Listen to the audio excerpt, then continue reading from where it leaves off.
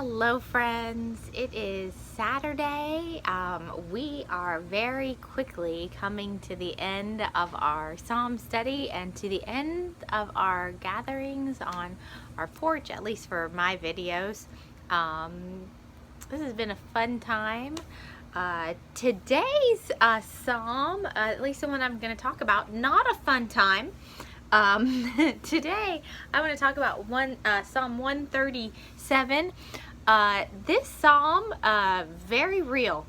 Psalm 137 is an imprecatory psalm, and it's so called because it is a petition to God with a particular tone, and the tone is a very clear cut, overwhelmed, disgusted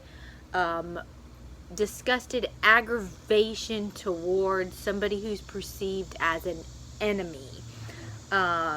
Particularly, specifically, I'm talking about the last two verses of the psalm. And if you've read it, you know what I'm talking about. I'm going to go ahead and reread it though. O Babylon, you will be destroyed.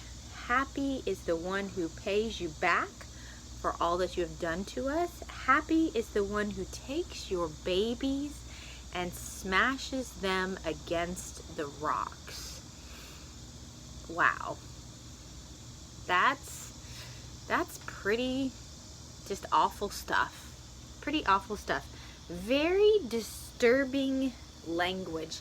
Very disturbing language to find in the Bible, especially when we consider the New Testament and everything that it says about loving our neighbor, and that's the standard that we're called to. And when you think that this is here, and what are we supposed to do with that, and why is that part of the Bible?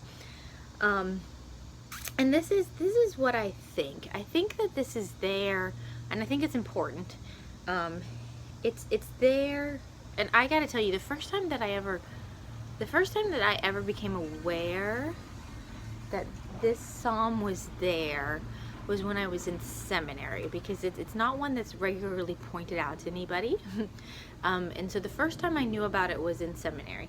Anyways, I think that this disturbing language is there to remind us that humans and humanity has a range of emotions. We have a wide range of emotions.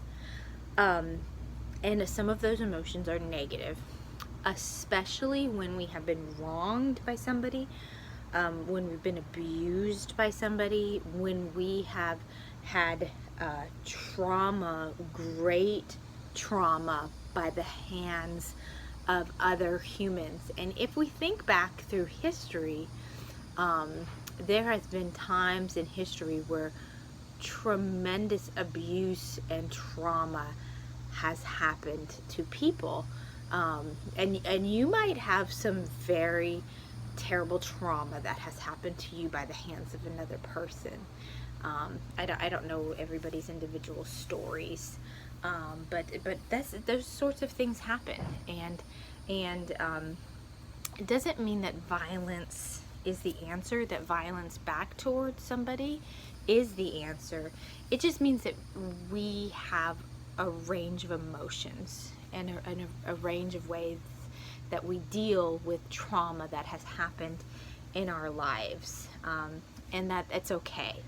It's okay to feel emotion in our lives, and that the kind of a bad thing that we can do, especially with anger and rage emotions, are to let them stay inside of us and to simmer and to bubble and to boil, and to just be there and to not deal with them.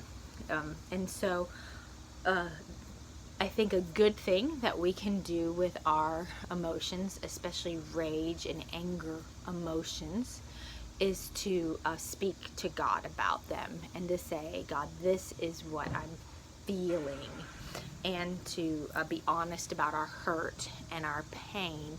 And it's also good to talk to a counselor about those things as well. But to speak to God about those things and to give them over to God, and to trust that God will do justice in those things. Of course, if a crime has been committed, there's in our society courses of action that are taken for that. But you also have to give things to God for God to take care of as well.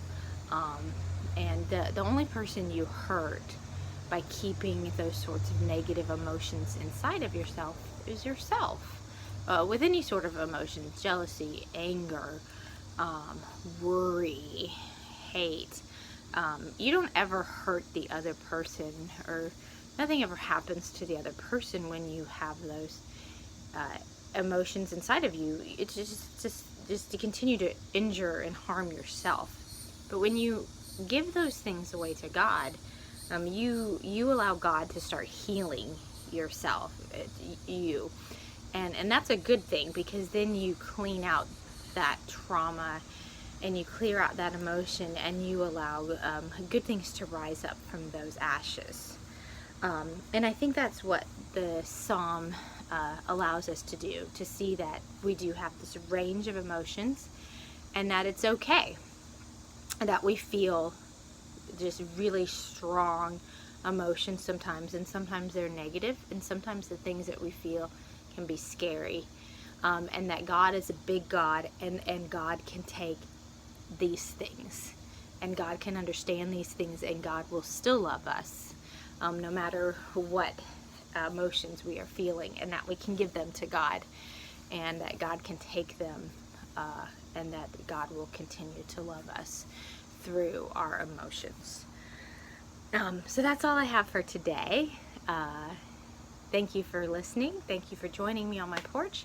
I look forward to seeing you next time. We just have a couple more times in the Psalm study. So I'll see you next time. Bye-bye.